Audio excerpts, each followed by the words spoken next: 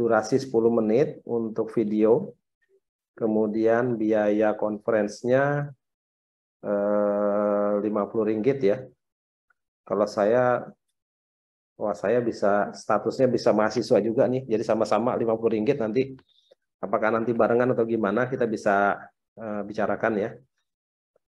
Nanti dengan menggunakan aplikasi Flip itu bisa ditransfer ke sini.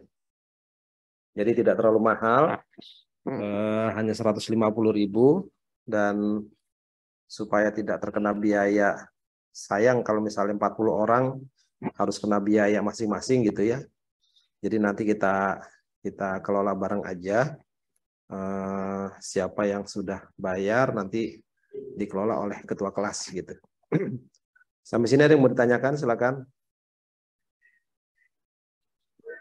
Tadi file yang disubmit itu proposal sampai bab 3 ya Pak Saiful ya?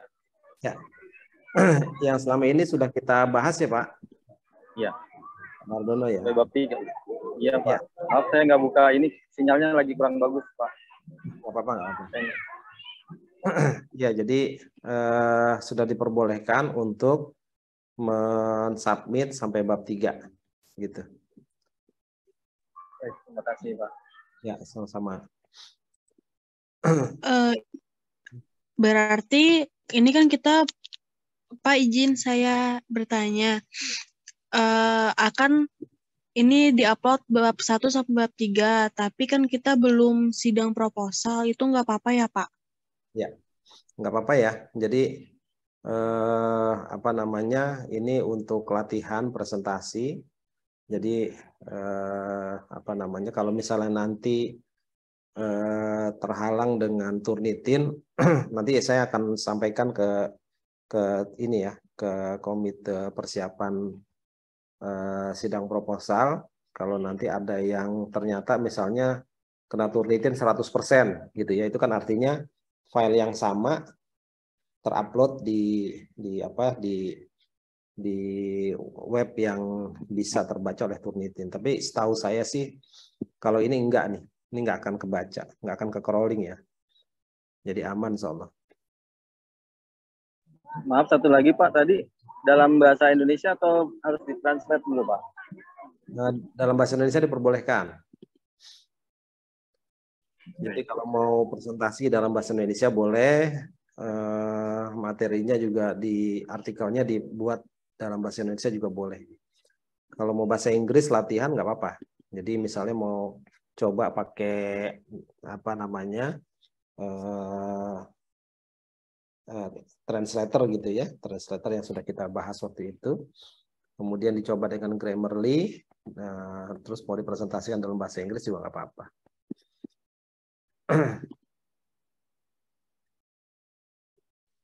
Izin Pak, satu lagi. Bisa. Untuk format artikelnya ini ada format khusus kah atau kita langsung upload seperti kita bikin proposal tesis biasa aja? Oh ya, dan kelupaan ya. Sebentar ya, saya cek dulu ya. Format, betul-betul formatnya. Sampai saat ini sih saya belum dapat formatnya. Tapi kita lihat di konferensinya dulu. 2002.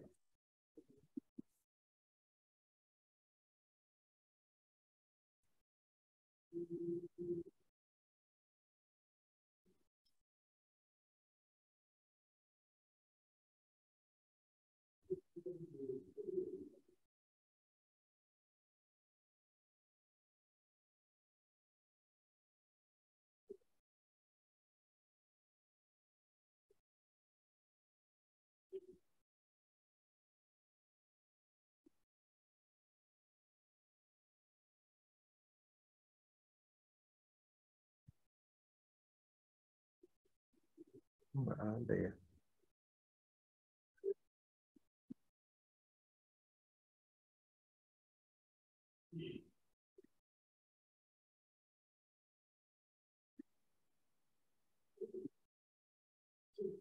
Nah, ini dia.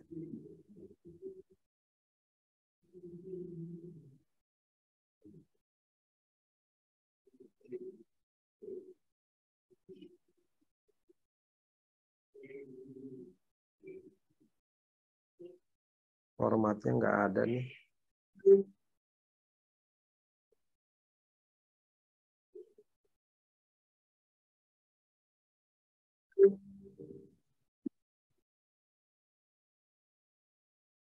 Saya WhatsApp dulu. Siapa namanya?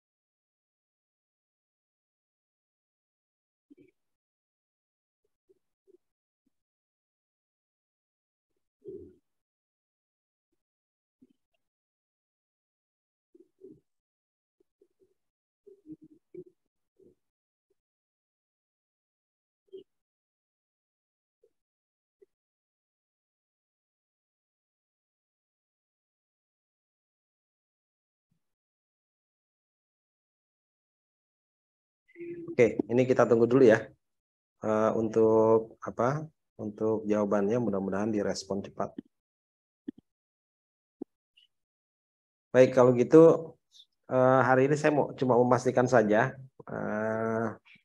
yang sudah siap submit untuk full papernya siapa aja? Silakan raise hand.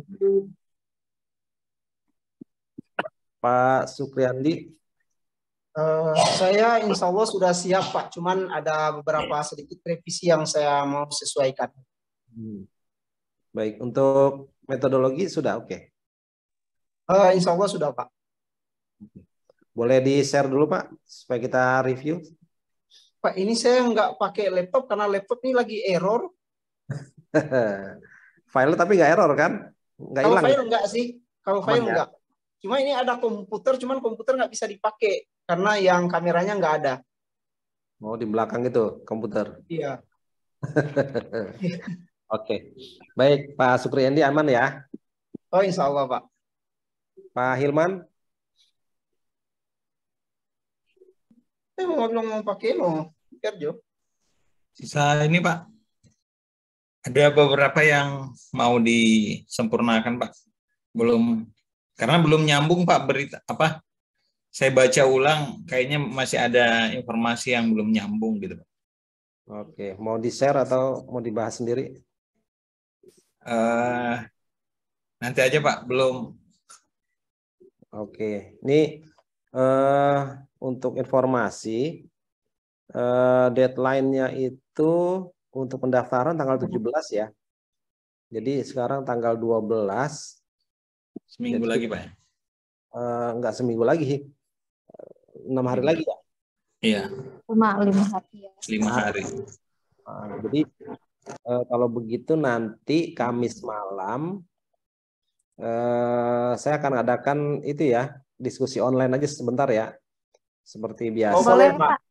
Boleh Pak, boleh. Saya mau memastikan apakah atau tidak karena dalam 5 hari ini kita harus sudah submit filenya dan juga melakukan transfer ya. Ya, Pak. Coba saya cek dulu ininya. Dan supaya mudah, jadi nanti ketua kelas siapa ya? Saya Pak. Pak. Oh ya, Bu Sri. Ketua kelas Bu Sri nanti tolong diatur gimana mekanismenya gitu ya supaya registrasi deadline 17 November itu bisa terpenuhi gitu. Baik, Pak. Nanti saya coba koordinasi lagi dengan teman Pak. Selesai kuliah. Kita semuanya harus submit ya, Pak ya? Ya Bu, saya juga termasuk. Oh iya, iya. Saya juga lagi bingung nih mau file yang mana yang mau saya submit. Sayang soalnya apa namanya ini kan apa jurnalnya itu jurnal yang kurang itu ya, kurang banyak digunakan gitu ya. Jadi karena yang merintah profesor, saya diperintah profesor, kemudian sekarang saya turun ke mahasiswa, jadi kita saling sama-sama itu, sama-sama menuntaskan kewajiban. Nah, jadi kalau file saya punya 3 paper yang rencananya mau di jurnal internasional, kalau di conference ini sangat sayang begitu sebenarnya. Ini lagi dipikir-pikir dulu paper yang mana. Oke, yang lain saya cek satu-satu deh. Oh ya, Bu Ketua Kelas gimana? Udah siap? Belum, Pak. Saya masih nge-match-kan dengan literasi-literasi apa yang sesuai dengan judul, karena memang ternyata judul saya ini literasinya masih minim gitu, Pak. Kalau saya lihat di beberapa jurnal. Judulnya apa, Bu? Judulnya tentang evaluasi program syariah pinjaman kelompok dari BTPN Syariah. Jadi karena fokusnya di program atau pembiayaan syariah yang isinya program kelompok untuk perempuan gitu Pak, yang tujuannya untuk peningkatan kesejahteraan kelompok usaha perempuan gitu Pak. Ini kalau iya. Kayaknya baru sekali ya presentasi ya? Iya, pas sekali Pak presentasi. Iya betul. Ini literasinya saya cek di jurnal memang masih minim gitu Pak. Jadi masih saya cari lagi literasi yang signifikan. Begitu Pak. Ini berarti harus kerja keras Bu Ketua nih dalam waktu 5 hari ya. Karena kalau literasi. Insya Allah, iya. Saya kan lebih ke terjun di wawancara juga sih Pak dengan beberapa nasabah juga pegawai dari BTPN Syariah yang memang terjun di lapangan. Jadi saya itu selain literasinya hanya untuk dari beberapa jurnal dan skripsi juga dari langsung wawancara di lapangan gitu Pak. Jadi saya konteksnya nge-match-kan aja. Satu bab 2-nya udah oke. Di bab 2-nya masih ini Pak, justru yang masih saya liris itu di bab 2-nya gitu kan untuk pembahasannya. Penelitian tentang ultra microfinancing kan sebenarnya gitu ya. Iya, ini sebenarnya yang lebih saya fokuskan lebih ke evaluasi. Jadi program pembiayaan untuk usaha ultra mikro untuk perempuan gitu di BTPN Syariah yang sebenarnya kalau dilihat dari kemanfaatan dan pada realisasinya tidak sesuai dengan tujuan dari BTPN Syariah itu sendiri gitu. Tujuannya untuk meningkatkan produktivitas si kelompok perempuan, tapi pada akhirnya justru tidak lagi menjadi seperti itu, malah sebaliknya. Jadi si kelompok perempuan ini malah si pembiayaannya tidak dipakai untuk usaha, lebih dipakai lagi untuk memenuhi kebutuhan saja. Gitu. Itu realisasi yang ada di lapangan. Makanya saya coba nge-match-kan dengan beberapa literasi yang ada gitu. Saya coba bantu cari ya di Google Scholar, Bu. Ini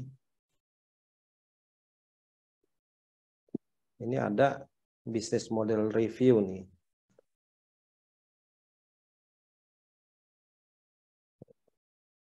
Berarti yang mau dikritisi itu masalah program pembiayaannya, Pak. Dievaluasi. Maksudnya kan apakah memang program pembiayaan ini sudah sesuai dengan tujuan awal untuk meningkatkan kesejahteraan para kelompok perempuan gitu di masyarakat. Sebenarnya untuk peningkatan kesejahteraan kan mudah aja ya. Jadi iya. Adalah nasabahnya kan. Betul, cuman sistemnya bukan lagi seperti yang tujuan awal dari program pembiayaan, Pak. Jadi setelah dikasih pinjaman itu untuk modal usaha mereka tidak didampingi gitu. Padahal dalam juknis yang ada di BTPN Suriah itu harusnya mereka didampingi oleh para petugas gitu. Nah, itu tidak didampingi dan malah setelah jadi tiap minggu itu mereka hanya membayar setoran tapi tidak lagi ditinjau didampingi usahanya gitu. Dibiarkan begitu saja gitu, Pak. Oh, ya ini perlu dicek lagi apakah kejadiannya hanya fenomena yang pada bagian kecil ya di pelaksanaan pembiayaan di BTPN syariahnya atau memang sudah semuanya. Nah, jadi kalau hal seperti ini kan kalau Ibu tanya ke nasabah juga nggak ngerti kan? Karena nasabah tahunya Betul. dapat pembiayaan gitu. Uangnya Iya, jadi terus layak. betul. Jadi saya mencoba untuk mengkritisasinya itu dari awal pemberian pinjaman. Jadi nasabah itu tidak diberikan pemahaman tentang pengembangan usaha. Jadi mereka hanya dikasih pinjaman, menandatangani dan terus melakukan pembayaran atau setoran tiap per minggu gitu. Tapi tidak diberikan pemahaman bahwa uang ini harus dijadikan sebagai modal usaha untuk pengembangan usaha ibu atau merintis usaha sebagai salah satu cara untuk peningkatan kesejahteraan gitu. Jadi karena tujuan awal dari si program pembiayaan ini itu untuk membantu atau berpartisipasi dalam program pemerintah dalam peningkatan usaha mikro perempuan gitu, Pak. Gitu, Pak. Ya. Nggak, maksud saya ini kan sebuah kajian yang sifatnya ini ya, yang yang harus dibuktikan gitu ya. Jadi betul, Pak. Kalau tadi kan baru hanya pendapat saja. Nah, jadi hal-hal itu harus ada bukti empiriknya.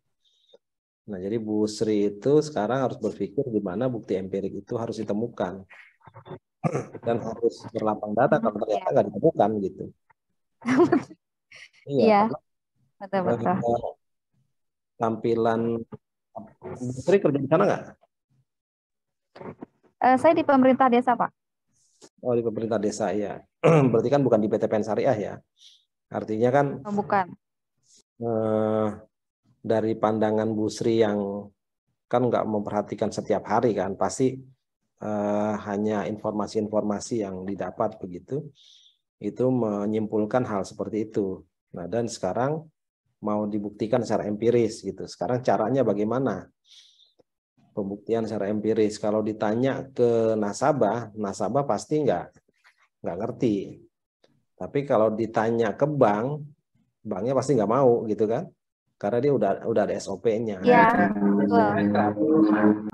Itu kesulitannya di sana, Pak. Makanya saya tuh agak kemarin tuh gimana cari memperbanyak literasi untuk mendukung penelitian ini gitu.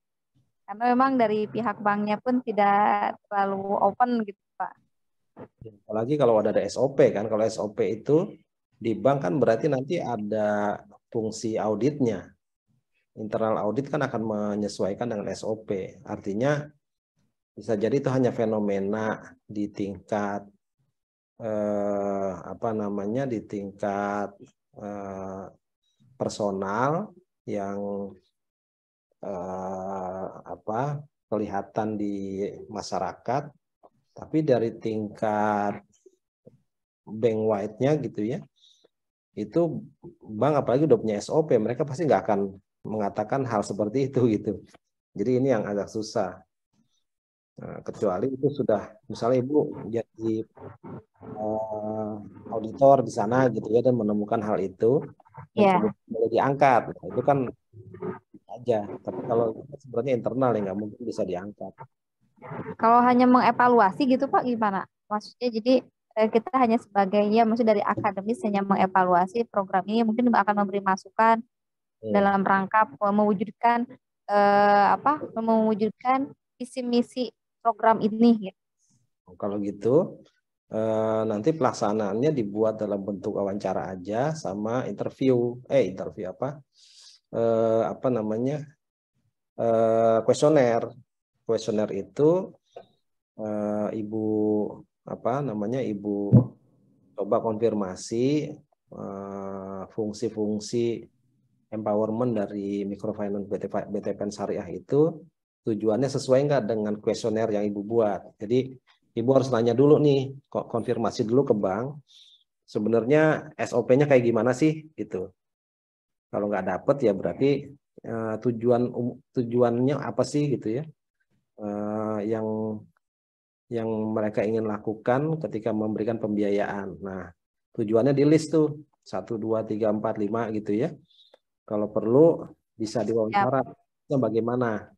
Dicatat 1, 2, 3, 4, 5. Nah, nanti hasil dari wawancara itu, interview berarti ya, kepada pengelola bank.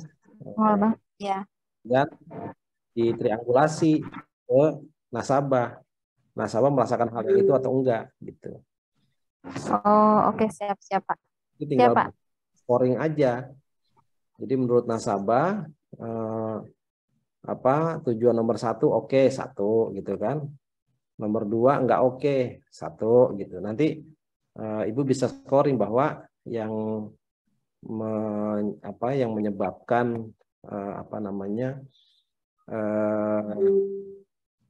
kondisi pelaksanaan pembiayaan di BTPN Syariah itu kira-kira misalnya 80% sesuai dengan apa yang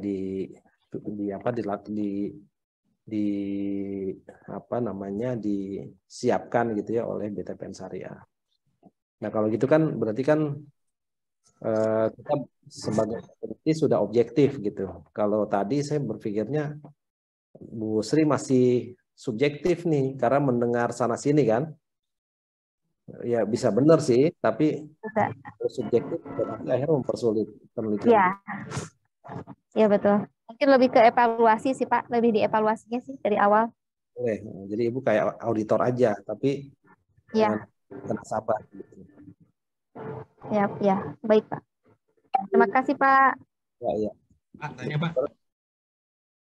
Iya, siapa nih? Pak Irman, Pak. Irman. Silakan Pak Irman. Ya.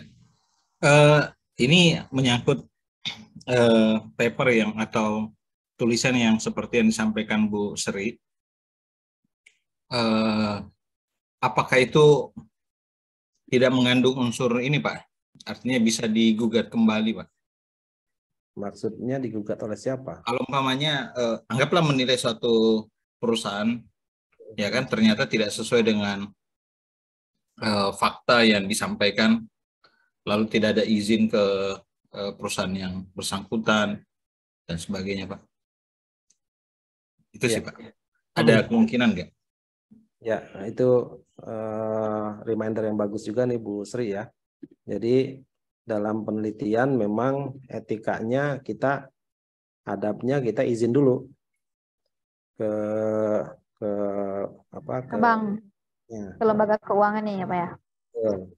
Tapi kalau misalnya nggak dapat izin, berarti nanti namanya disamarkan saja.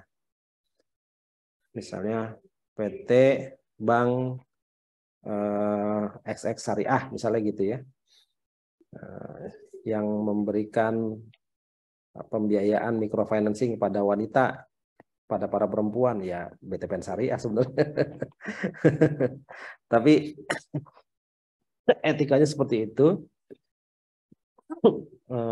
izin dulu.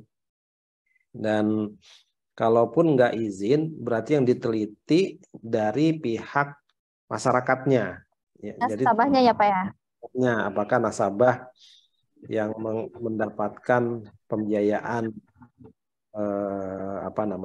pembiayaan ultra micro financing dari BTPN Syariah itu mendapatkan hal yang seharusnya disesuaikan, di mana secara teori pembiayaan ultra micro financing harusnya begini. Nah itu boleh juga begitu Bu Sri. Jadi nggak perlu. Oh siap. Jadi nggak usah ke banknya ya Pak ya, lebih objeknya di nasabah. Siapa mungkin ini akan lebih memudahkan menjadi pencerahan saya nih hari ini. Terima kasih banyak. Jadi coba Ibu pelajarin bank siapa tuh yang di Bangladesh, bank microfinancing-nya. Grameen Bank. Siapa? Grameen Bank, Pak. Oh iya, Grameen, Grameen Bank. Nah, coba dicari, kemudian dikonsepkan gitu ya. Apa sih ciri-ciri yang spesifik pada pembiayaan Grameen Bank itu gitu. Nah, nanti berdasarkan itu Ibu konfirmasi ke nasabah BTPN Syariah. Kalau ini disebutkan nggak apa-apa. Jadi tanpa harus memiliki BTPN Syariah.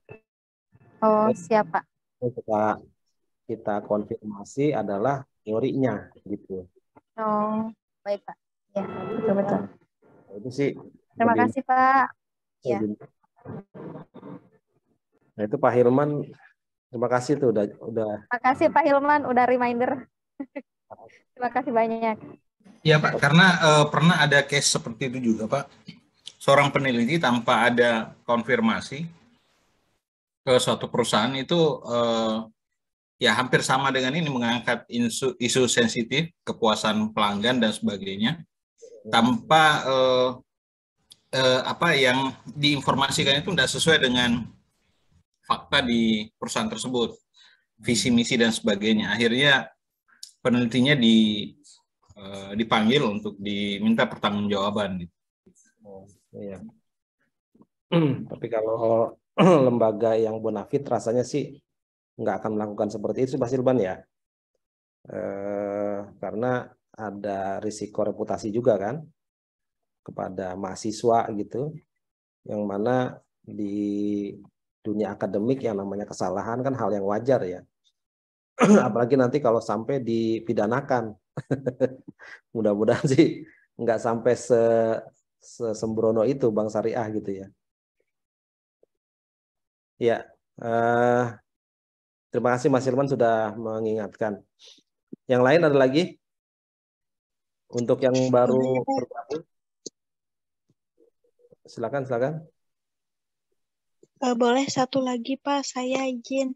Ya, Bu Lisa, silakan. Untuk artikel ini kan, artikel atau paper ini kan biasa ada hasil dari penelitian ya Pak.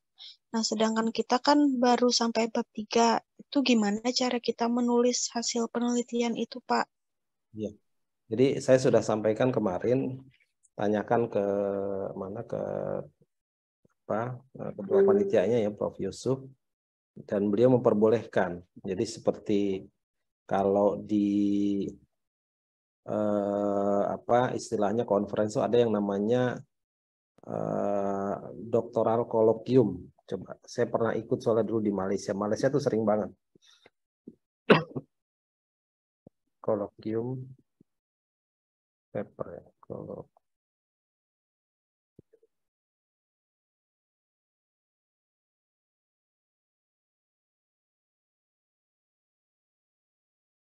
Sebentar.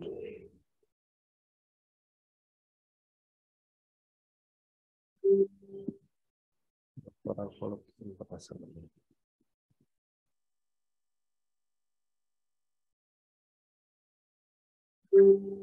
Iya, kayak begini nih.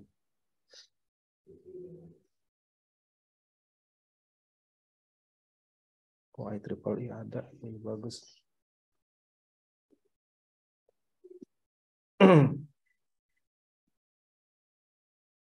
Jadi untuk para PhD student biasanya itu dibuatkan semacam doktoral kolloquium.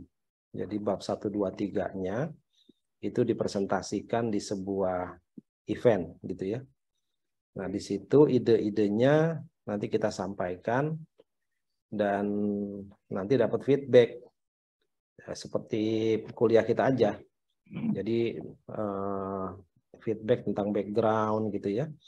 Kemudian riset question-nya itu ada yang miss atau enggak gitu. Apalagi sampai metodologi. Nah, itu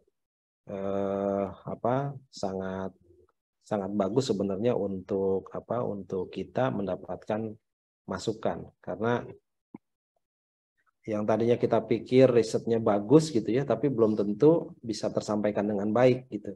Nah, dengan adanya doktoral colloquium ini kita menyampaikan. Nah, sekarang untuk kasus kita itu alhamdulillah diperbolehkan seperti itu. Jadi yang kita sampaikan adalah bab 1, 2, 3-nya. Yang kita rangkai itu background, kemudian problem statement, research question, kemudian literatur review, sama metodologi.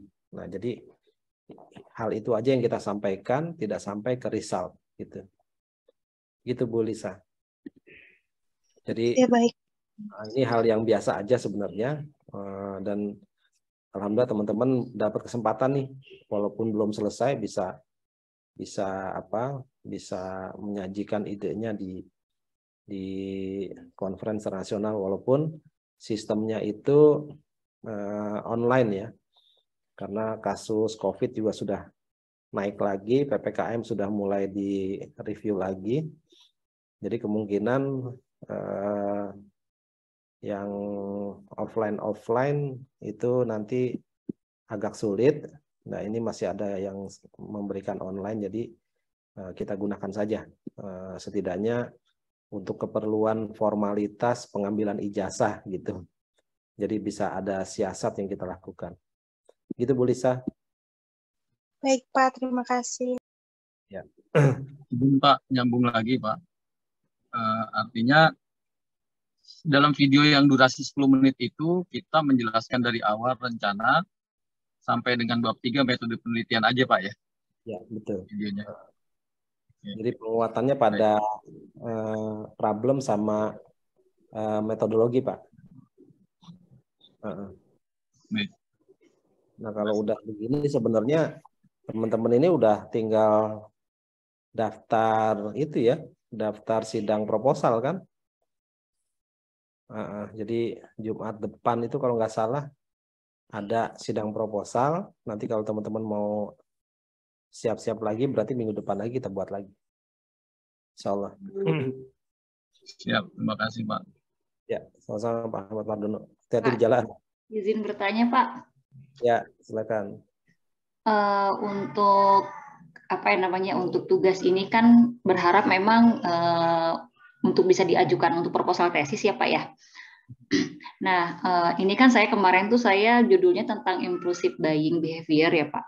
Nah, ini tuh belum dibahas sih Pak, kemarin mau bahas tapi keburu sama teman-teman, ya udahlah saya juga kayaknya masih nyari literasi memang yang kuat sih Pak. Karena kan kemarin saya tanyakan perbedaan skripsi dengan tesis itu kan saya tanya ke Bapak minimal gitu kan penelitian sebelumnya itu harusnya ada tesis gitu. Nah, saya ubek-ubek tuh Pak tentang impulsive buying behavior itu ada nggak ya yang penelitian tesis yang bahas ini. Ternyata kalau saya googling sih nggak ada sih Pak. Cuma mungkin Bapak ada info mungkin ya tentang penelitian impulsive buying ini dari tesis gitu. Kalau saya belum pernah nggak nemu sih Pak saya kemarin. Iya, Bu. Adanya banyaknya dari skripsi Pak sama jurnal. Ya, Bu Fitri ya. Iya Pak. Jadi impulsive buying behavior ini menurut saya satu hal yang belum terlalu banyak dibahas ya, terutama dari perspektif ekonomi syariah. Nah, ya itu saya judulnya Pak. Ini juga jadi bahan pemikiran saya selama ini ya. Bagaimana definisi konsumsi dalam ekonomi syariah itu. Jangan sampai industri keuangan syariah justru menyebabkan budaya konsumerisme kan gitu ya. Ya, betul. Impulsive buying behavior itu justru puncak dari konsumerisme menurut saya. Betul. Dan jangan sampai bank syariah gitu dengan produk-produk pembiayaannya justru malah membuat puncak konsumerisme itu tercapai. Kalau dulu kan sebelum ada digital marketing, saya ingat banget ilmu marketing manajemen dulu disebutkan bahwa untuk promosi mereka membuat tagline product create its own demand. Jadi bagaimana promosi itu membuat orang mau membeli gitu. Cuma kan masalahnya dulu ada gap waktu dan space. Jadi kalau saya harus ngelihat ke pasar gitu. Nah, di situ ada impulsive buying tuh dengan promosi gambar, warna dan lain sebagainya gitu ya, diskon dan bentuk-bentuk promosi lain. Tapi sekarang impulsive buying itu kan nggak pakai waktu, nggak pakai tempat lagi, karena semuanya pakai digital marketing. Ada marketplace-nya gitu ya. Saya juga termasuk yang kalau iseng-iseng bosen dari jurnal bukanya Tokopedia gitu. 11-11 Pak. Hah? Promo 11-11. Oh iya, sebentar lagi ya. Apalagi kalau ada pay letter itu kan bahaya gitu kan. Yang membuat kalau saya lihat misalnya kasusnya saudara-saudara kita yang terjerat pinjaman online gitu. Hampir jarang saya dapatkan mereka yang terjerat itu orang yang betul-betul kesulitan dengan gaya hidup yang minimalis gitu. Justru kebanyakan adalah mereka-mereka yang pegawai dengan gaji tetap tapi tidak terbiasa melakukan pengelolaan keuangan yang baik. Nah, akhirnya mereka tuh yang terjerat. Kalau yang petani-petani gitu ya yang udah biasa susah, kayaknya pay letter agak susah mereka pakai tuh. Mereka masih sanggup menjaga impulsif buying behavior-nya gitu. Tapi kalau pegawai-pegawai ini yang gaji bulanannya tetap, nah itu jadi korban yang mudah untuk mendapatkan itu. Nah, jadi Bu Fitri nanti kalau mau neliti, saya siap jadi itu. Jadi supervisornya, insya Allah sama soalnya sama pemikiran saya selama ini.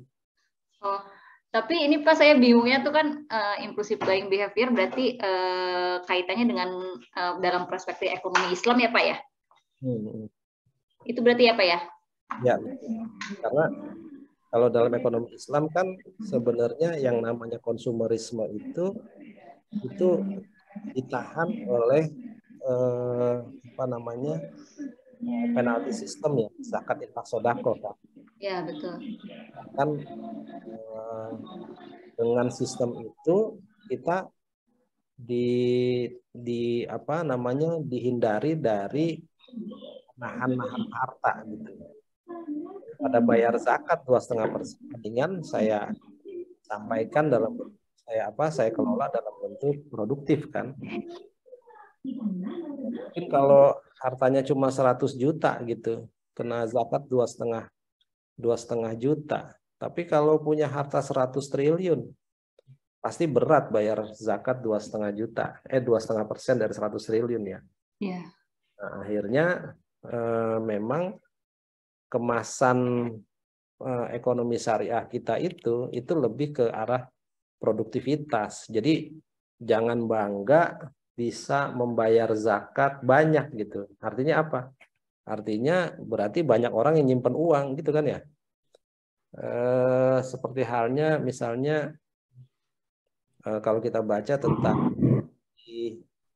ekonominya Umar bin Khattab, itu kan beliau sampai membuat ijtihad harta-harta anak yatim yang dikelola oleh Baitul Mal itu kan dilelang setiap tahun bagi mereka yang ingin menggunakan sebagai alat produktif gitu. Jadi Umar bin Khattab berpikir kalau misalnya ini ditahan oleh Baitul Mal itu kan akan habis kena zakat gitu.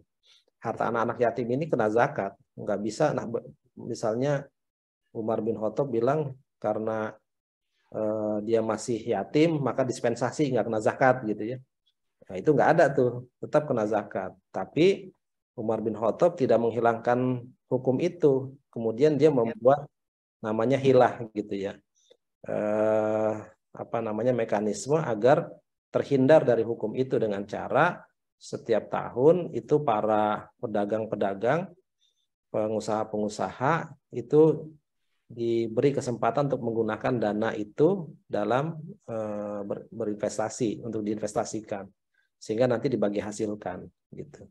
Zakatnya zakatnya nggak kena, tapi harta para anak yatim itu bertambah. Dan ini sebenarnya kan makna lain dari ayat tentang kehati-hatian dalam mengelola harta anak yatim. Itu di surah apa itu ya? Surah Al-Maun ya. Jangan sampai kita memakan harta anak yatim. Ya, Al-Maun, Pak.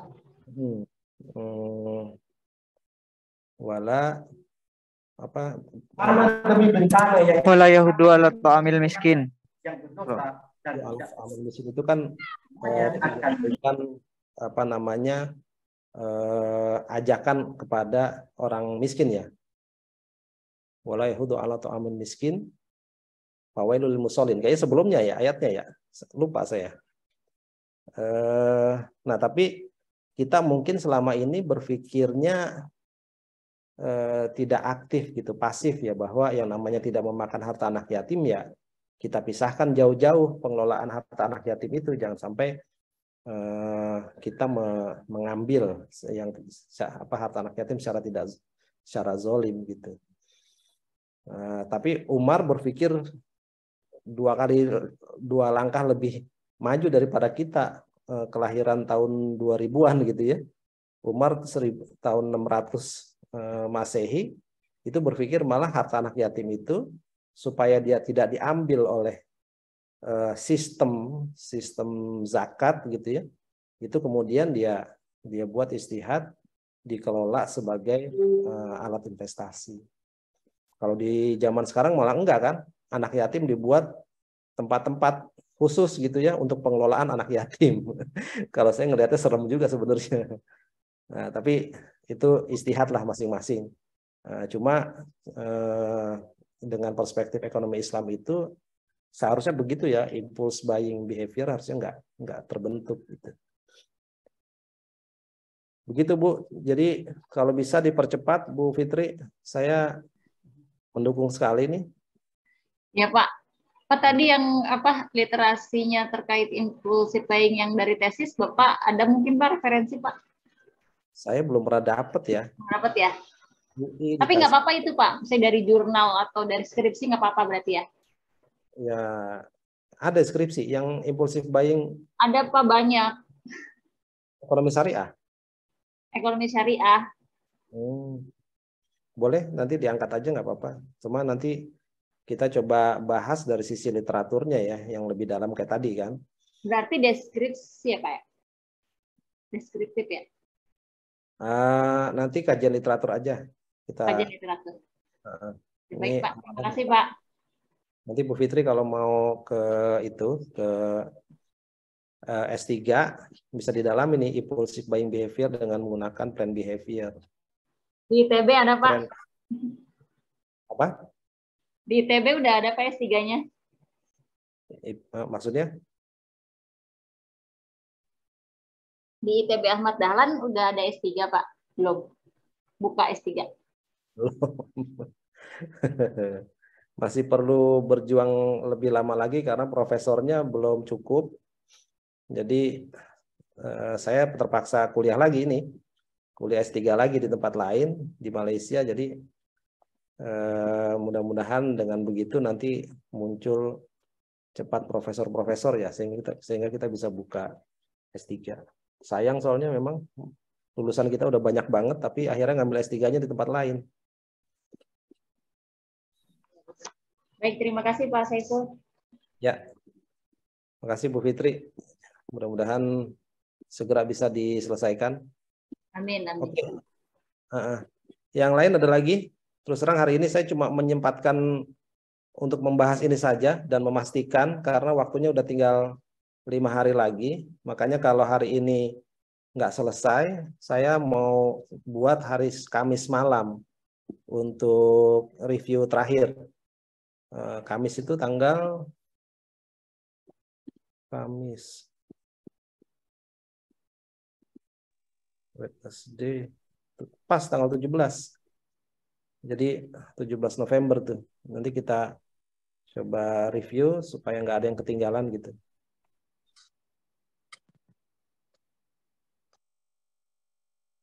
Yang lain ada lagi?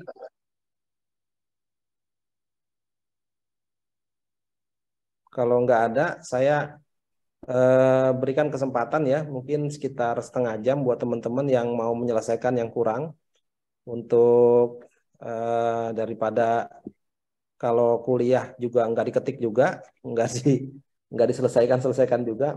Saya lebih baik saya tungguin aja. Hari ini misalnya Bu Fitri gitu ya, mencari literatur tentang itu dan mau disiapkan apa namanya draftnya. Saya tungguin sampai asar mungkin untuk memastikan. Kemudian kalau yang lain Pak Sukriendi misalnya kalau udah selesai mau disubmit ya udah disubmit gitu ya. Sekaligus nanti tinggal di manage Bu Sri Gentari dan ini kan ada 2 kelas ya. Kelas aslinya Pak Budi, Ustadz Budi. Nanti apakah dalam pengelolaan apa namanya pembayaran konferensinya mau masing-masing kelas atau mau digabung silahkan diatur. Tapi baiknya sih masing-masing kelas aja ya biar bisa itu ya bisa apa ke manage dengan baik gitu karena sudah kenal. Baik, Prof. Kayaknya dipisah aja deh Pak Budi nggak usah digabung ya. Jadi Bu Baik, Sri, Prof. Ustadz Budi dengan kelasnya Ustadz Budi.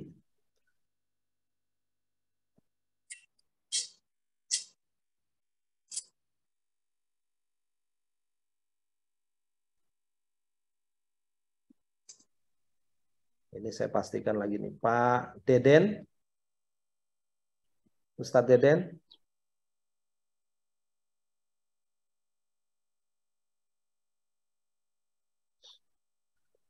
Pak Deden Subagja, tadi sudah on cam ya?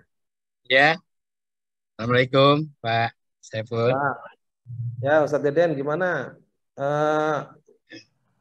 Artikelnya udah siap belum? Insya Allah siap. Kalau boleh Pak Saiful, mohon bisa di-share yang minggu lalu mengenai buku metode penelitian itu. Buku metodologi penelitian. Saya sudah kirim ke itu, ke apa namanya, ke grup belum? Belum? Belum ya.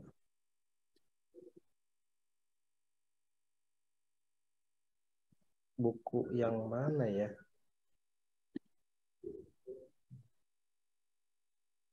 Buku tesis Pak Hendra, bukan? Bukan. Kalau buku Pak Hendra sudah. Sudah.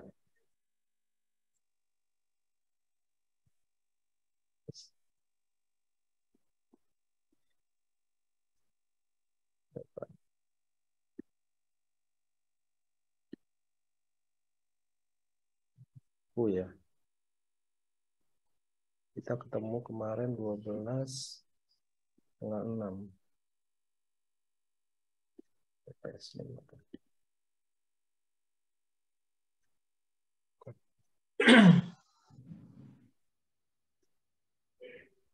Kemarin kalau nggak salah menjanjikan referensi metode penelitian bukunya Pak Saiful.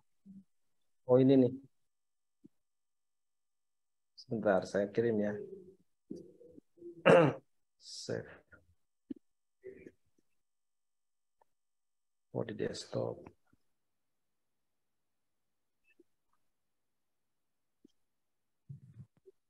Sebentar.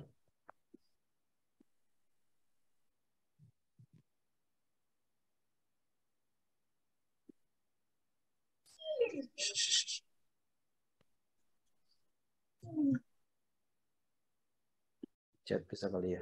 Oke. Saya share di chat aja.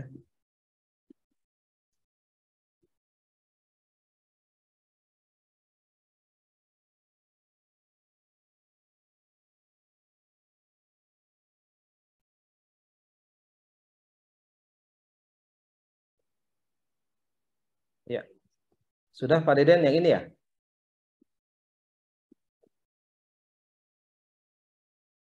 Bisa.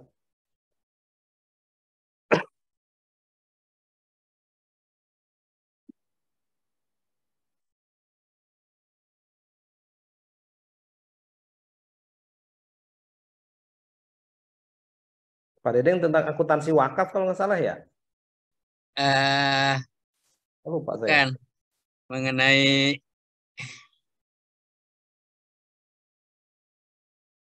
Bentar.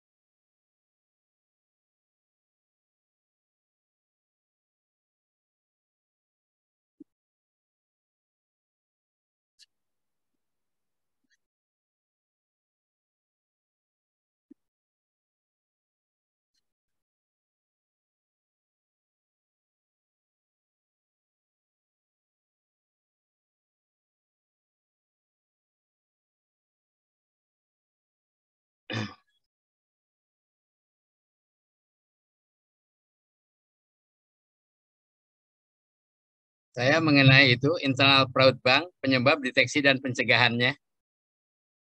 Oke, iya. Metodologinya jadinya pakai apa Pak Deden? Kayaknya kemarin belum sampai final ya kita bahas ya. Belum sampai final, itu memang ngambil dari kepustaka lebih banyak dari kepustakaan. Nah, metodologinya ini yang saya memang agak belum begitu jelas gitu. Makanya saya dengan buku ini yang di share ini mungkin saya bisa lebih memperjelas. Karena kan sebenarnya metodologi itu tergantung dari permasalahannya ya Pak. Ya. Masalahnya apakah sekedar hanya membahas secara literatur gitu atau membuktikan sesuatu. Nah, itu kan beda lagi ya. Dalam tesis ini lebih banyak di literaturnya sih. Oke. Ya, berarti lebih ke kajian literatur kalau gitu.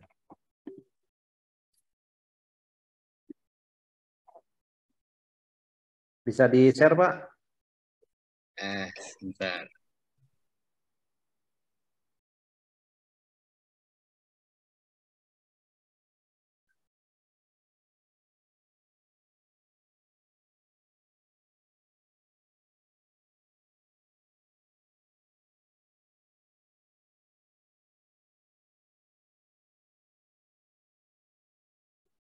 Apakah sudah terlihat?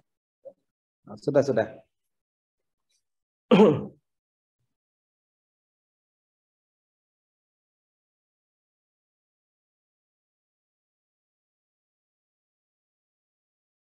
Oke, cukup Pak.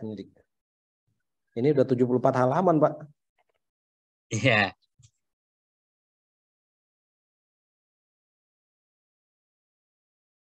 Metodologinya gimana coba? Bisa di-share, Pak?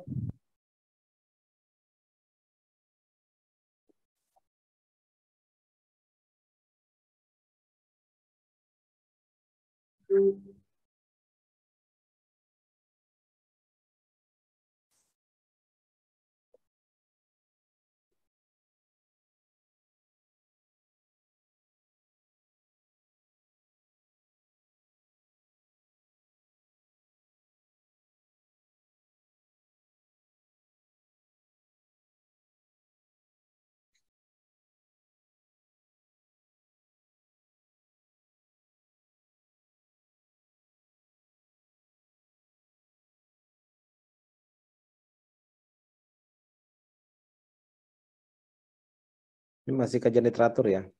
Oh, ya. Bab 4 ya? Di bab 2 si kepatuhan.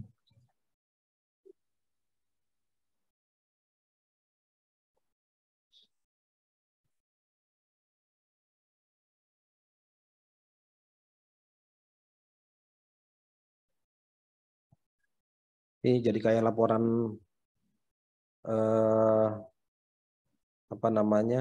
riset saya di salah satu BLI Kominfo nih Pak. tentang penguatan sistem pengawasan ya. Iya, betul. Intinya ke sana. Baru aja selesai laporan awal lah gitu ya.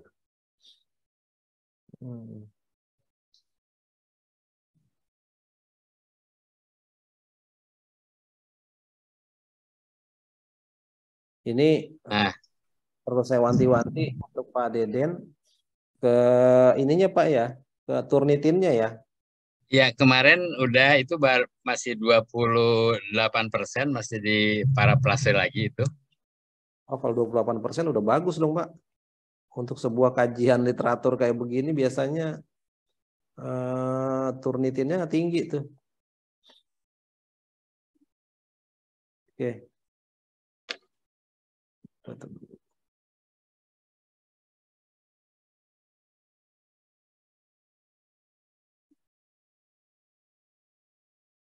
Oke. Ini kan studi kasus ya Pak? Betul, studi kasus. Jadi dari kasus yang ada di internal bank dari 2011 sampai 2021, kasus-kasus itu kita analisa gitu ya, penyebabnya apa, apakah sesuai dengan literatur yang ada mengenai penyebab itu gitu ya. Iya. Dan ini dengan bab 2 yang segitu panjang ya, walaupun plagiarismenya cukup rendah, itu di bawah 30%. Bapak tantangannya adalah nanti membuat bab 4 yang lebih panjang dari bab 2-nya. Nah, itu mungkin nanti kita bisa bisa atur gitu supaya nanti bab 2-nya nggak terlalu panjang, tapi pembahasan itu nanti yang dibawa ke bab 4. Baik. Jamaknya memang bab 2 itu tidak lebih panjang dari bab 4-nya. Bab 2 sebagai panduan kita melakukan analisis ya. Bab 2-nya udah sepanjang ini, bab 4-nya berat biasanya.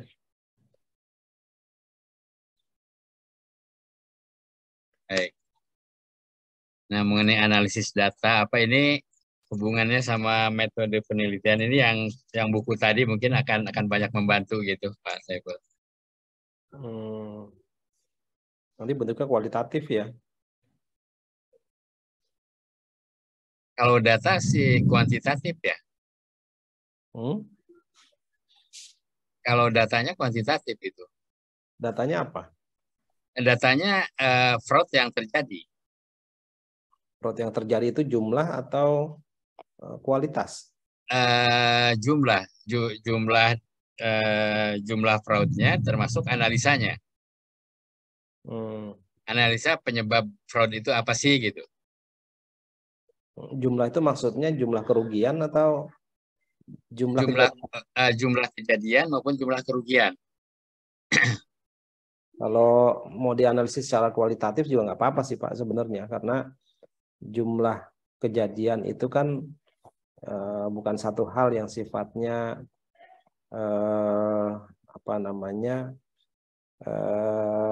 dia kan hanya menjelaskan banyak dan sedikit gitu ya. Betul. Tapi kan dalam fraud ini justru yang dilihat bagaimana hal itu terjadi gitu kan.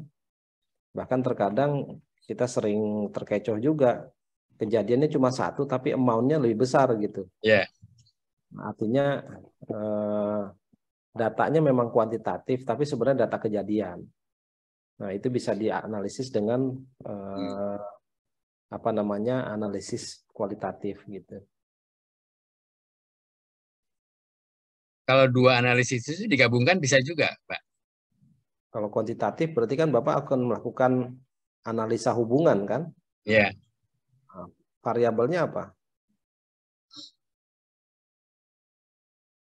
Analisa hubungan itu kelemahan yang terjadi dibandingkan dengan sudah tercantum di SOP atau belum gitu. Oh, jadi nanti mau kuantifikasi gitu ya? Dikuantifikasi gitu. Berapa persen gitu? Iya. Oh, ya boleh aja sih. Tapi justru dalam hal ini kan sepertinya lebih diharapkan yang itu ya, bunyinya ya. Kenapa begitu ya? Ya bisa aja misalnya Pak Deden menyebutkan mixed method gitu. Walaupun analisis kuantitatifnya bukan analisis kuantitatif statistik ya. Ya. Melihat seberapa banyak aja gitu kan. Ya. Kalau mau pakai uji beda sih bisa aja, misalnya tahun 1, tahun 2, tahun 3 misalnya kejadiannya berapa, terus faktor pengawasannya misalnya kuat, lemah, sedang misalnya gitu ya. Ya. Nah, uji beda bisa juga sih.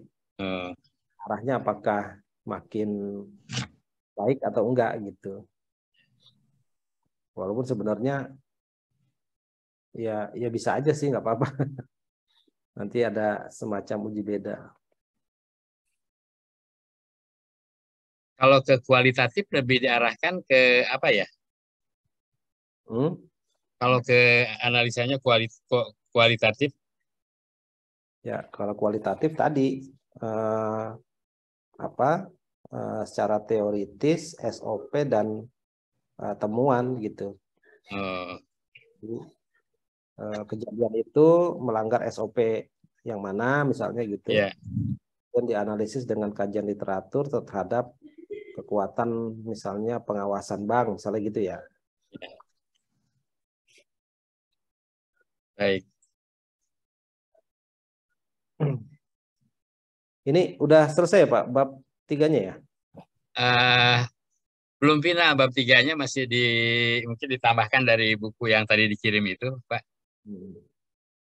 Oke, ini udah 74 halaman. Nggak apa-apa sih, di itu aja. Diringkas lagi di bab 2-nya ya. Untuk keperluan conference diringkas ya Pak? Ya, baik. Yang penting-penting aja gitu.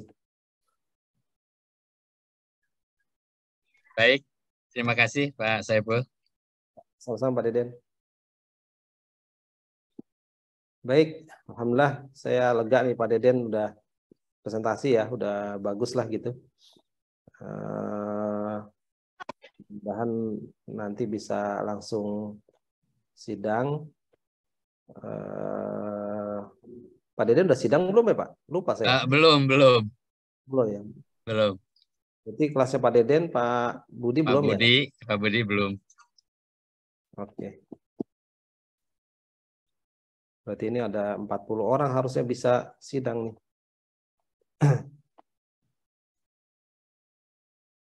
Baik, terima kasih Pak Deden. Yang lain ada lagi?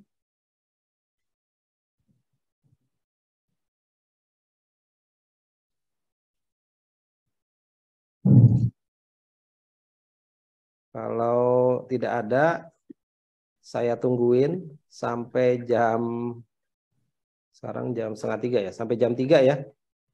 Buat yang belum, untuk menyiapkan artikelnya yang kurang-kurang, misalnya bab 1-nya belum, harusnya bab 1 udah semua ya. Atau tadi Bu Fitri ya. Ini kan berarti bab 1-nya kemungkinan belum selesai nih. Jadi bisa dikerjakan setengah jam ke depan. Nanti setelah setengah jam saya cek lagi supaya kalau di hari ini ada materi juga sebenarnya yang penting ditulisnya gitu di pertemuan-pertemuan akhir. Karena kalau nggak ditulis nggak kejar-kejar juga nanti deadline untuk submit artikelnya. Itu Pak Supriyadi, kita tunggu teman-teman ya. Nanti jam 3 kita cek lagi perkembangannya gimana.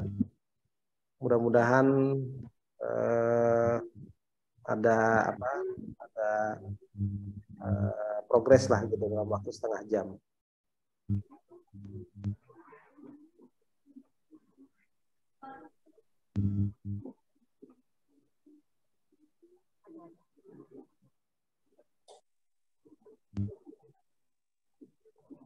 Baik, kalau gitu kita skor dulu ya, setengah jam ya. Nah, Pak Arbain ada yang mau ditanya, silakan.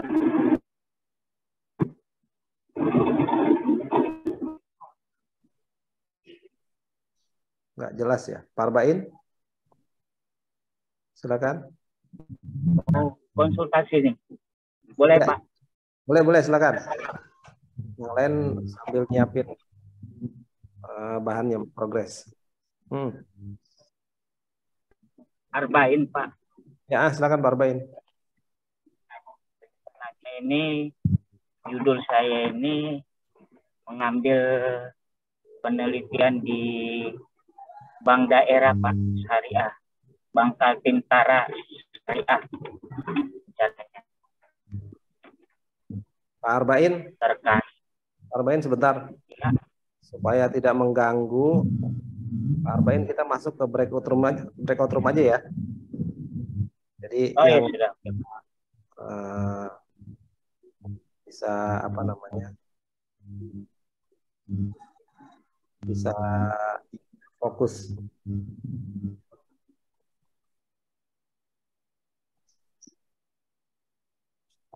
Sudah kelihatan belum, Pak? Roomnya. Pak Arbain.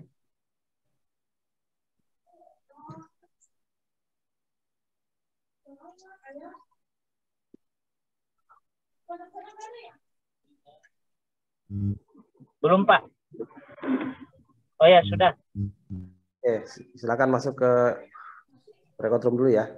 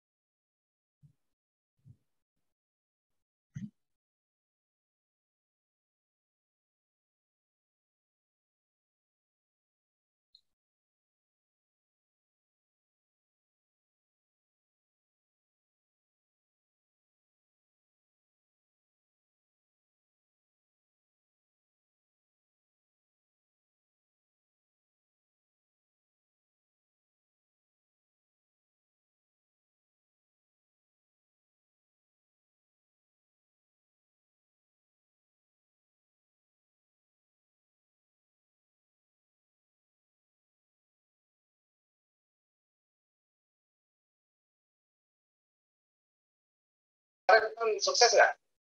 Yang apanya Pak? Untuk aplikasi? Coba operasi. Bisa Pak. Bisa. Perubahannya Pak? Enggak, kalau saya coba belum Pak, karena saya ini kan masih menyelesaikan proposal, nanti setelah itu saya coba.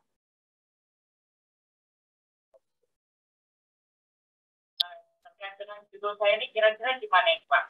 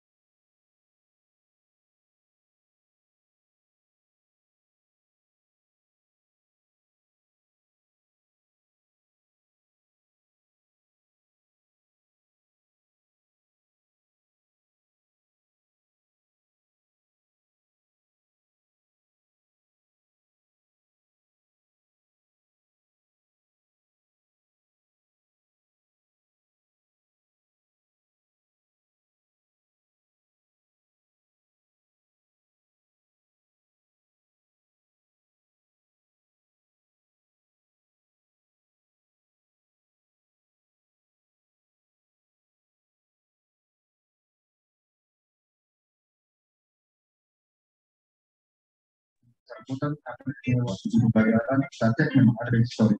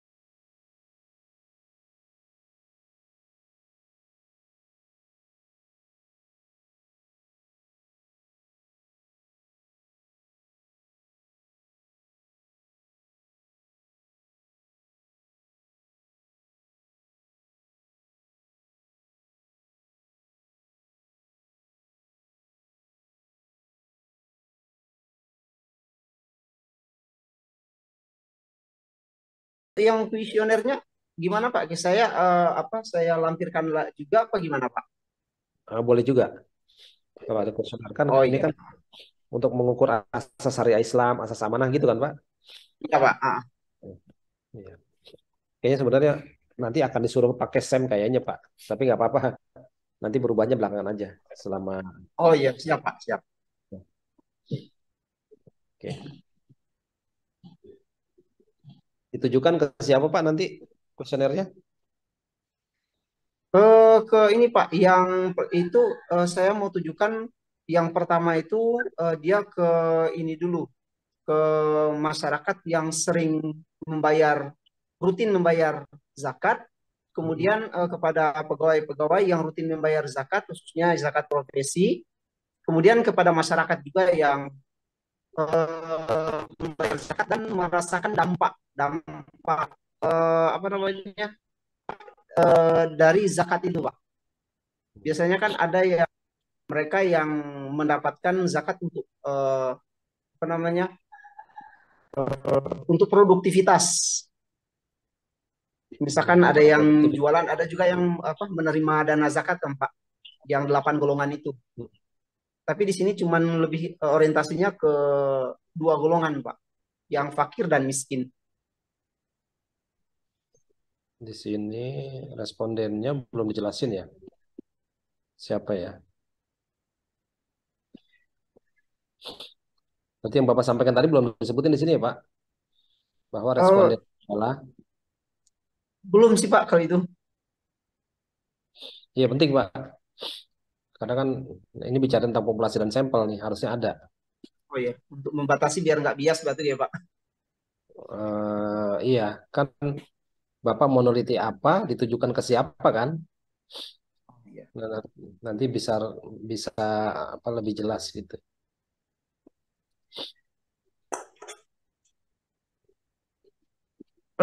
Oke. Jadi tambahan itu ya Pak. Ya Pak. Kalau apa kuesioner nanti dijadiin appendix aja di bawah. Oh di bawah ya. Appendix ya. Appendix. Oke. Oke, berarti Pak Sukrendi sudah Parbain ya? Iya Pak.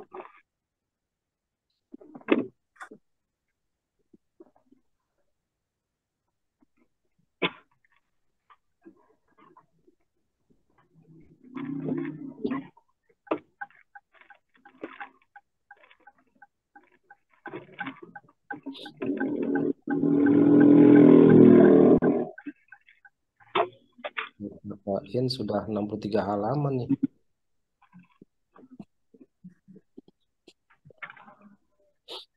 Oke, jadi Parbain ini saya coba ya. Kalau menggunakan apa namanya paraphrasing tool, tapi kalau banyak ini nggak semuanya bisa.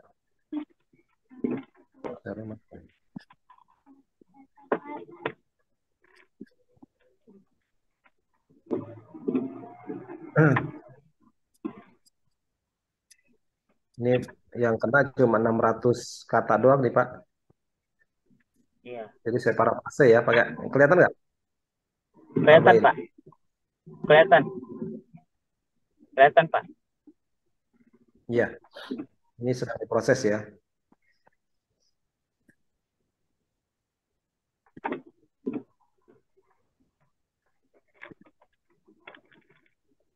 Kita tunggu.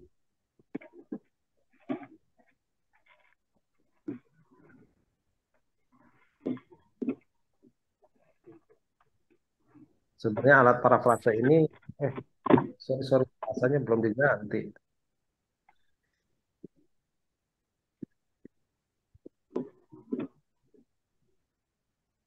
Alat parafrase ini untuk yang versi gratisnya 600 halaman. Tapi dia tidak terlalu detail ya. Cuma mungkin udah cukup bagus kali untuk mengurangi yang 70 halaman 70% tadi ya.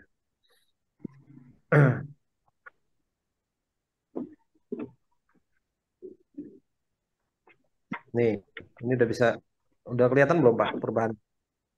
Kelihatan Pak. Hmm. Oh. Nah ini apa namanya masalah yang salah sih misalnya ini ya. Ini perubahannya berubah yang warna-warna itu ya. Yang ada warna tulisannya itu Pak ya. Betul. Batu. Nah, itu.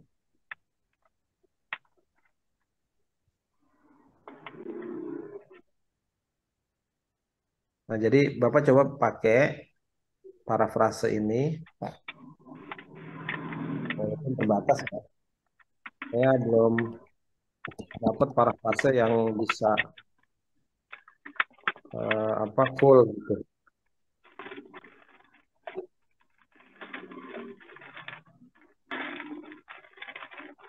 Yang bisa gratis. Rata-rata sih hanya terbatas.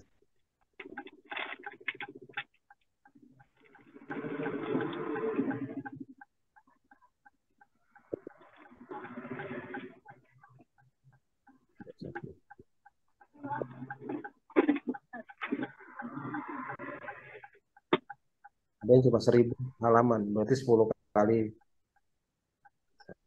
kali parafrase.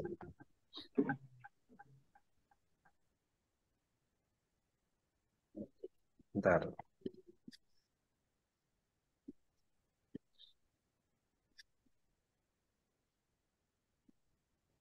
Nah, ini nih.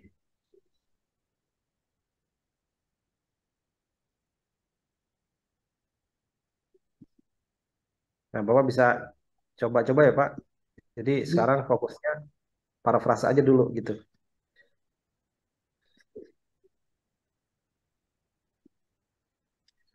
Pak Arbain, halo?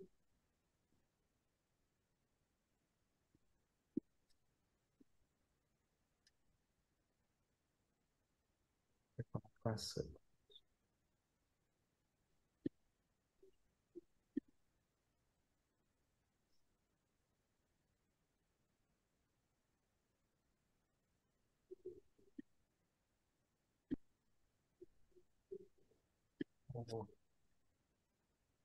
Ada yang gratis sama sekali.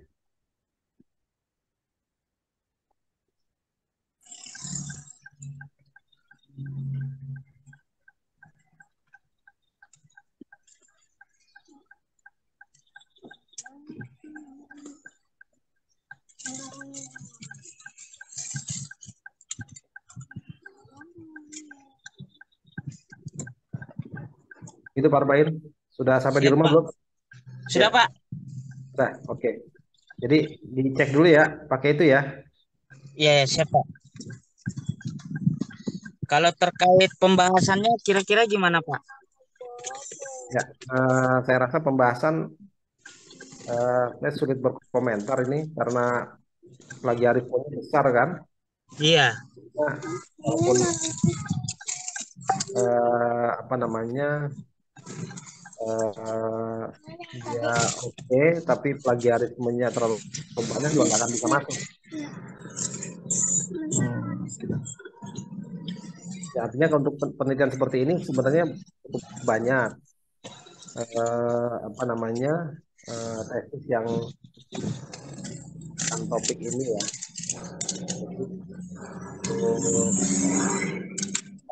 Ini apa namanya disesuaikan pasca, menurut saya sih nggak apa-apa.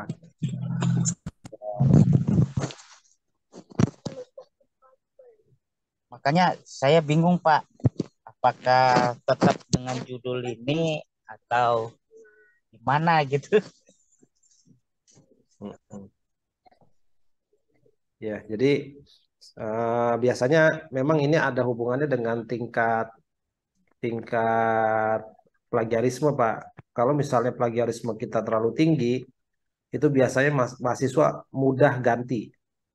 Itu udah jadi hukum alam lah gitu ya, dari pengalaman selama ini. Tapi kalau dia memang mengerjakan secara khusus gitu ya, dan di apa namanya, disusun, dirangkai secara secara apa namanya, secara murni begitu, hasil dari pemikirannya sendiri, sehingga plagiarismenya kecil, itu nggak akan mudah untuk berganti topik gitu biasanya.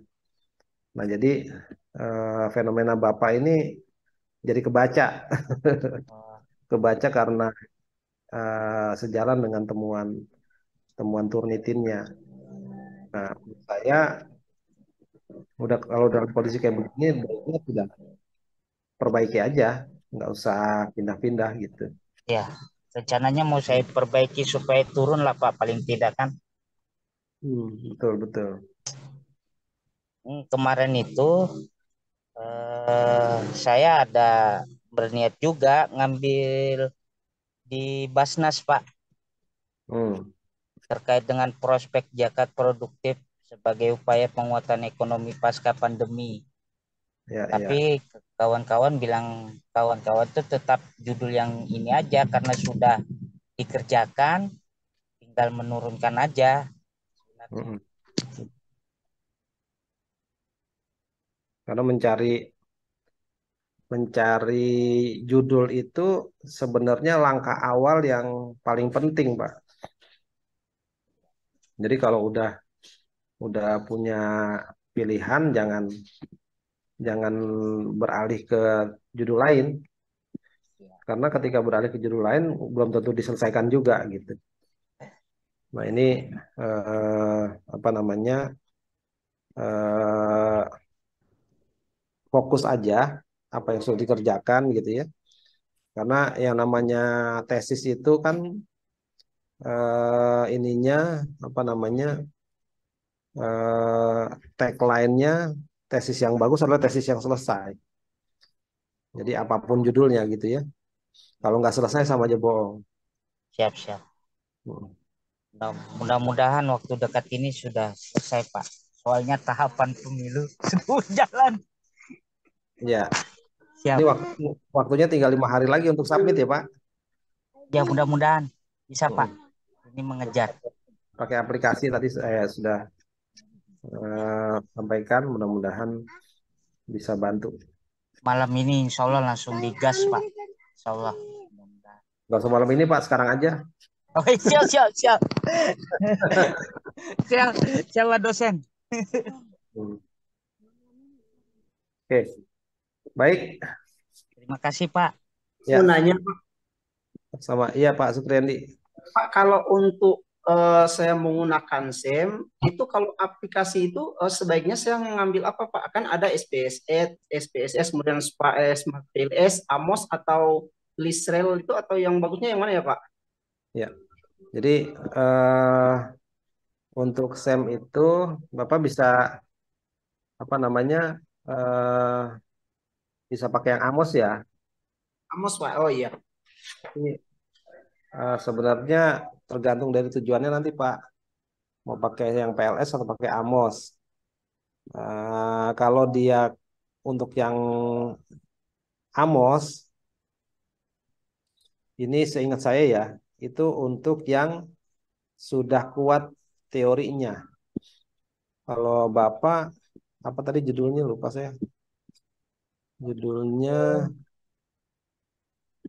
analisis pengaruh 7 asas pengelolaan zakat terhadap efektivitas dan efisiensi layanan. Betul. Nah, karena ini kan teorinya nggak ada ya. Iya Pak. Jadi kalau teori itu lebih ke PLS kalau nggak salah ya.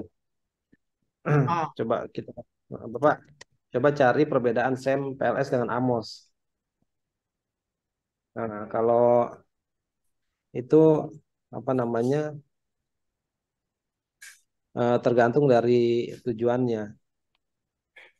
Oh gitu. Enggak Pak, kalau misalkan gini Pak, tujuannya kan nanti untuk membantu pemerintah daerah untuk minimal mengeluarkan peraturan bupati, Pak. Ya, jadi SEM itu kan sebenarnya konfirmasi terhadap teori, Pak. Oh gitu, oh iya. Nah, kalau Bapak kan teorinya nggak ada ya? Itu ada Yang teorinya nggak? ya, Misalnya Bapak misalnya meneliti tentang perilaku berzakat menggunakan teori offline behavior gitu. ya. Jadi kalau itu kan ada teorinya, kita mau konfirmasi ke prakteknya gitu. Nah, itu pakai eh, SEM SEM PLS ya. Ya, Smart PLS. Heeh. Nah, tapi kalau yang tidak ada teorinya, kayak Bapak ini berarti pakai yang apa? SEM ya. Iya, betul. Nah, ini saya lagi cek dulu nih. Takutnya kebalik ya.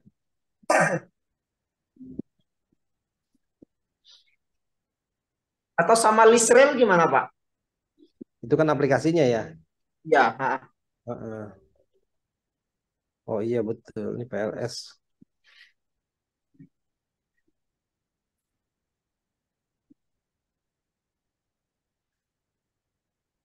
Iya. Bolehlah Bapak pakai PLS nggak apa-apa. PLS, oh iya, Pak. Tapi untuk sementara Bapak fokus ke itu dulu Pak.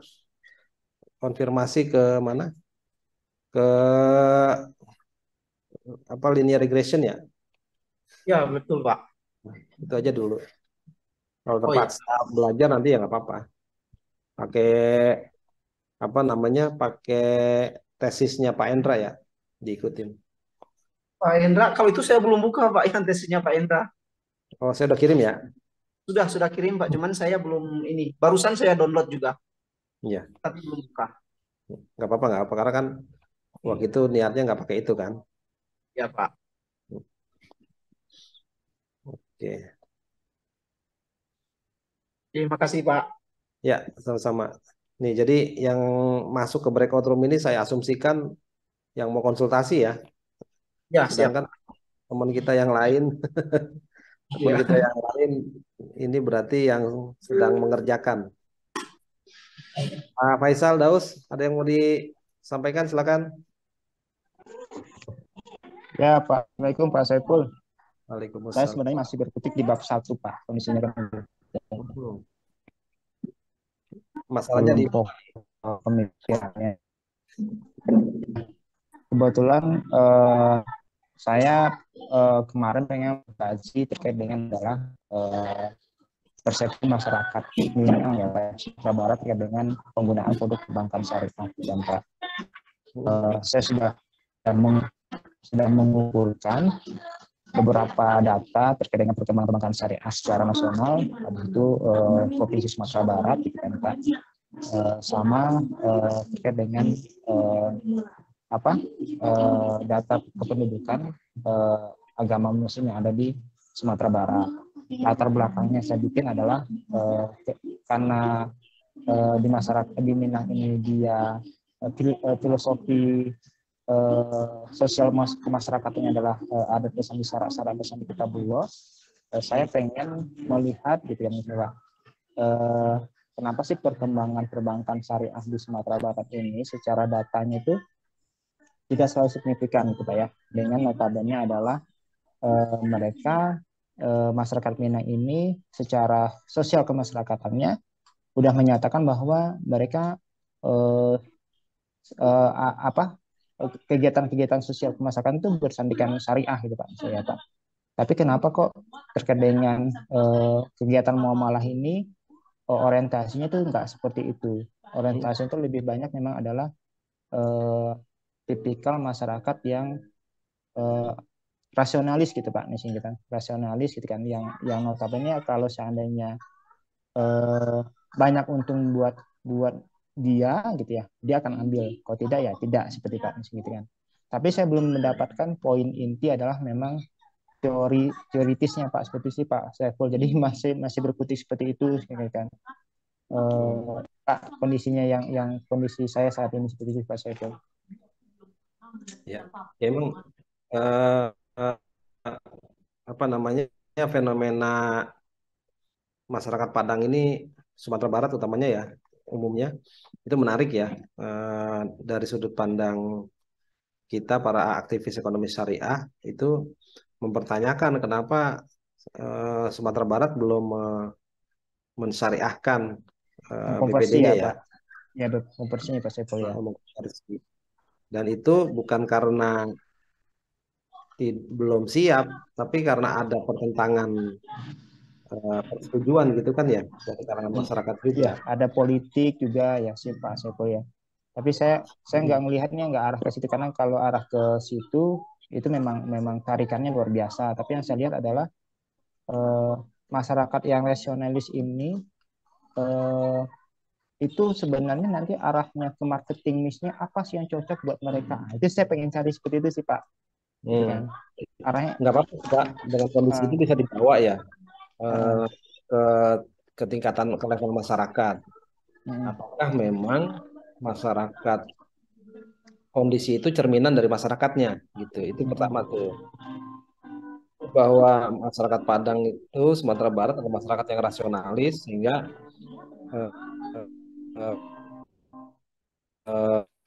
bicara tentang bisnis saat mereka lebih melihat aspek rasionalitasnya itu. Nah, itu benar. harus konfirmasi. Ini bisa dikonfirmasi dengan interview ya. Mungkin dengan interview aja. Nah, terus yang kedua tadi baru bagaimana efek marketingnya, bagaimana literasi ekonomi syariah yang cocok buat masyarakat Sumatera Barat gitu. Apakah kan bentuk-bentuk literasi kan ada yang sifatnya dogmatis gitu ya. Padahal doktrin Sumatera Barat juga dogmatis juga kan, adat bersendi syarat bersendi kita itu kan dogmatis. Harusnya tidak ada aspek rasionalitas di situ, tapi ternyata enggak juga. Kenyataannya enggak juga.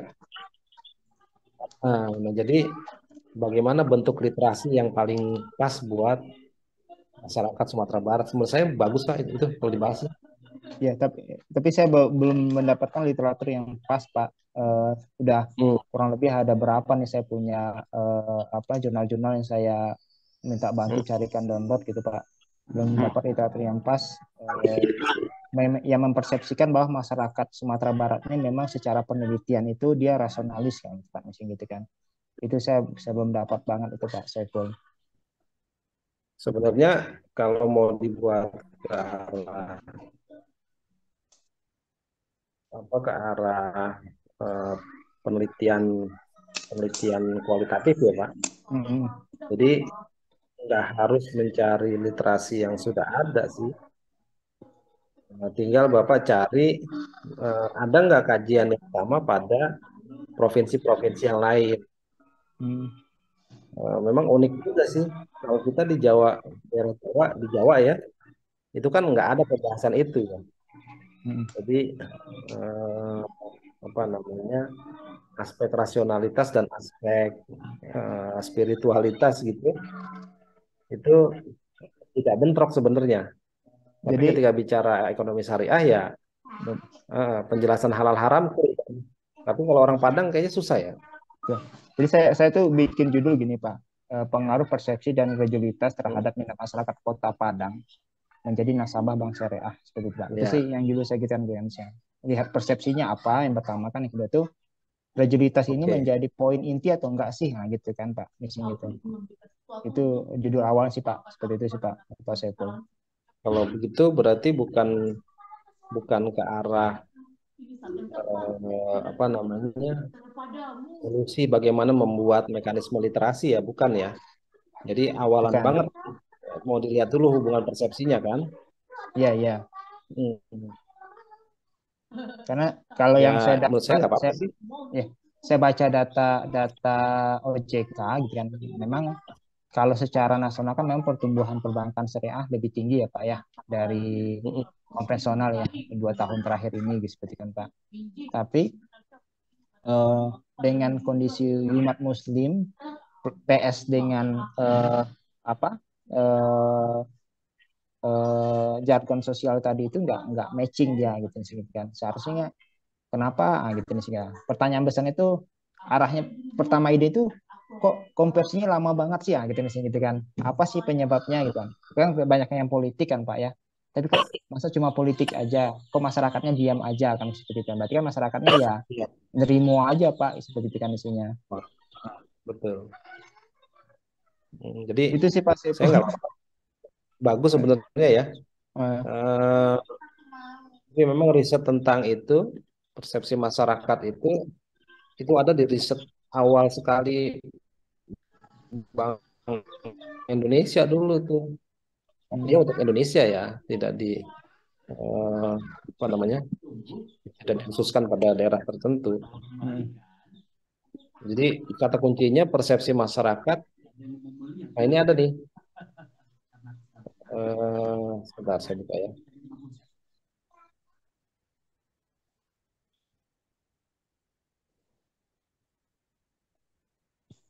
...88 halaman, jadi lama. Sebentar.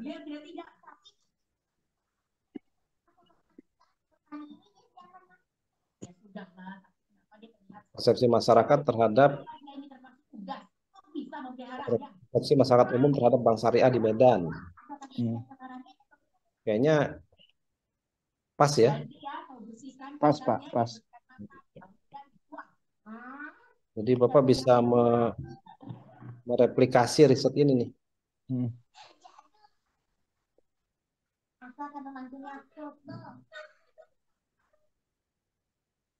Dia masih pakai regresi.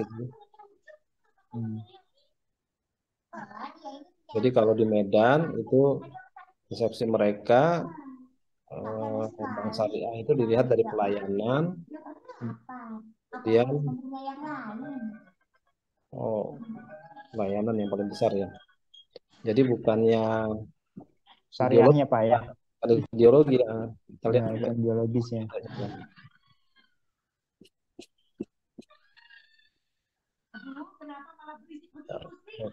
Tiganya. Jadi membeli anak ayam lagi. Apa masih hidup? Iya, kan mereka merawat sampai besar. Supaya nah ini. Oh, kok ini terlalu sederhana sih? Tingkat pendidikan, tingkat usia, pelayanan. Langsung ya Pak. Kalau di Padang kan lebih kompleks ya. Iya Pak. Ideologis gitu kan. Nah, tapi nggak apa-apa. Nanti kalau variabel penelitian bisa kita pakai gunakan variabel penelitian existing ya Pak ya. Maksudnya existing. Maksudnya itu sudah dikerjakan orang lain. Iya, gitu sih Pak. Iya, betul. Baik Pak. Dicoba. Ini Sumatera Barat nggak ada ya, ternyata ya. Atau saya dari Padang ya, Yesus. Padang itu lokasi suku kota. Minang gitu ya? Kalau Sumatera ini kan sukunya Minang Pak. Minang, tapi kalau Padang itu dia ibu kotanya Pak. Oh, oke. Ini ada nih Pak di Padang Bujur penelitiannya. Padang Bujur bukan Pak? Nggak ada. Nggak tahu ya Pak? Nggak ada. Sih dia.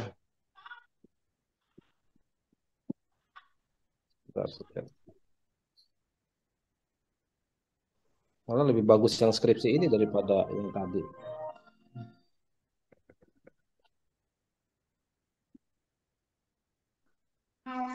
Ini nih Pak, sebentar ya.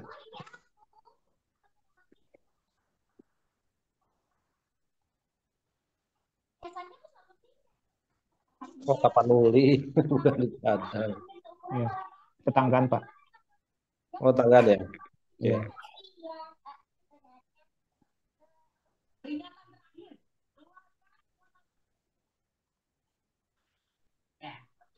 Berarti ini hasil akhirnya literasi Pak ya. Ini kurangnya pengetahuan dan persepsi positif masyarakat tersebut disebabkan kurangnya kesadaran masyarakat. Keadaan sosial dan budaya masyarakat sudah terbiasa dengan keberadaan bank konvensional. Jadi literasi berarti Pak. Tadi juga ya. Ya. Coba saya share ya. Kayaknya itu lebih baik deh. Siap, Pak. Baik. Nah, Terima kasih Pak masukannya. Di chat ya Pak. Enggak, ya. Baca. Tinggal. Oke Pak Saiful. Saya download. Silakan. Terima kasih Pak Saiful. Ya, sama-sama Pak Faisal. Assalamualaikum. Waalaikumsalam. Baik. Ini yang baru masuk, Bu Sri, ada yang mau dilaporkan? Apa saya masuk ke main room lagi? Cukup Pak. Pak, izin Pak. Masalahnya itu. Siapa nih? Semua akan baik-baik saja. Silakan Pak. Ini Pak, untuk proposal yang akan diapakan itu Pak. Jadi kebetulan kan udah dicek pemimpin awal dulu Pak Anggaba, dan juga sudah kita coba di praprase. Di judul Pak masih muncul apa Pak? Karena kan judul kan kontribusi badan usaha milik Tampuni terhadap perspektif terhadap kesejahteraan masyarakat ditinjau dari perspektif ekonomi syariah. Jadi yang kata kontribusi itu Pak muncul aja di apa itu masih tetap merah dan nggak bisa di praprase kan judul udah lain lagi kan gitu banyak Pak. Sementara memang kita mencoba untuk apanya kontribusi Pak. Mungkin jalan keluar yang apanya gimana Pak untuk Pak? Udah berapa persen Pak Datuk? Sekitar 35 baru Pak. Ya, 35 nggak apa-apa deh, maju aja. Jadi memang kita untuk proposal itu maksimal 35. Jadi kontribusi memang di mana-mana pasti ada ya. Nggak usah diganti.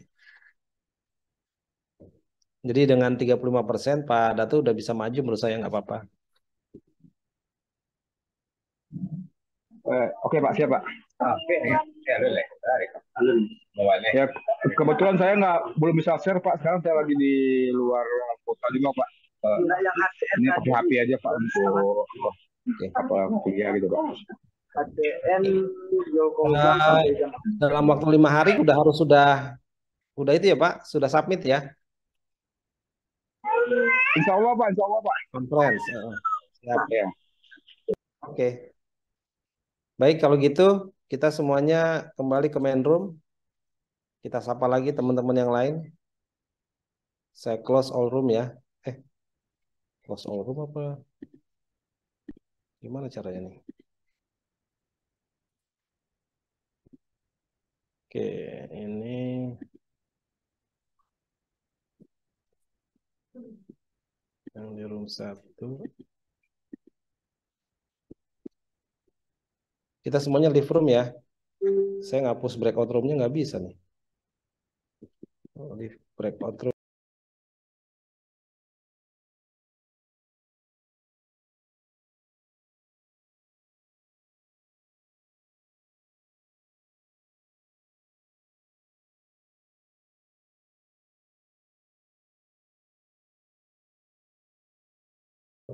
Masih ada Pak.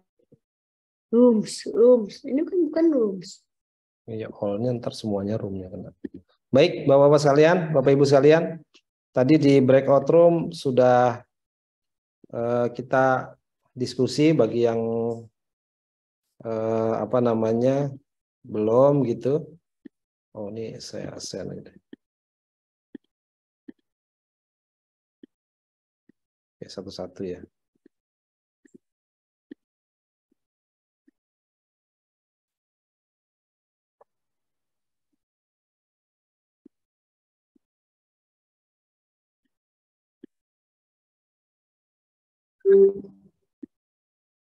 Sugianto.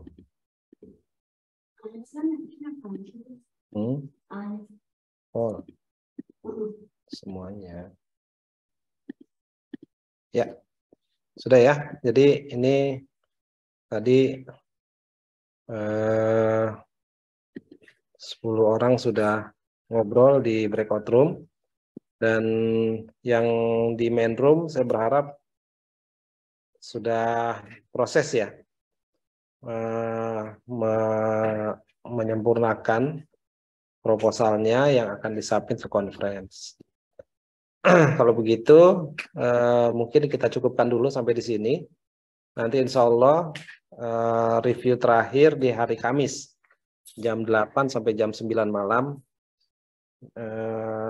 Kalau bisa sih jangan submit di hari itu ya. Jadi kita sudah tinggal laporan saja bahwa semuanya sudah, kalaupun ada itu masalah teknis saja. Jadi mudah-mudahan nanti bisa diupdate kondisinya. Baik Bapak Ibu, saya rasa cukup ya.